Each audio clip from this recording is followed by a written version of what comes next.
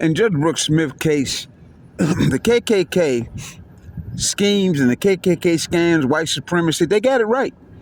Proud Boys, they got it right. John Hussein said they got it right. Canines don't need to be in North America. There's nothing here for a canine, a dark-skinned person. The KKK don't want the dark-skinned people in North America. They're always coming up against them. They had Jim Crow law. But they're right.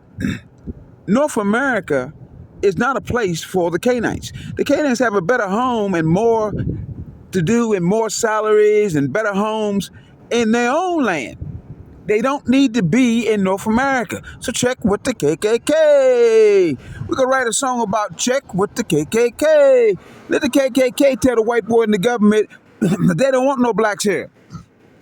Let the KKK talk to the white boy, say, you ain't got to treat them like that. Just let them go back to their homeland. We'd be over here and we'd be doing the freaky dicky. We have all our same-sex law marriages, have all our drugs, all our whiskey rebellion, like what we intended to do when we first come over here in 1650 with Great Britain and France. We could be over here just like freaky dicky, freaky dicky. The freaks come out at night. The freaks come out at night. I said, Mr. Hussein, where you get all that from? He said, I listen to that music too, man. I listen to jazz, listen to soft rock. I listen to a lot of things. But what I'm telling you is the KKK should work with the Third Circuit Court of Appeals, and they ain't got to act like they trying to conduct no justice. They can just say they the KKK, because when you got just KKKs over here, they ain't going to do it to each other. And then when they do, they just have a rampage of a party like dancing on the moon.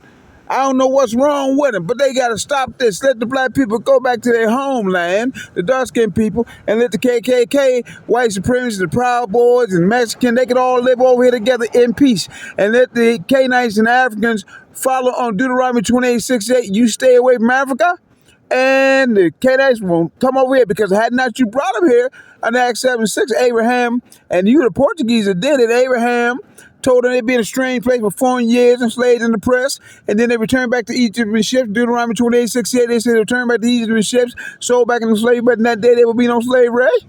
And Martin Luther King said, I might not get there with you, but you will get there.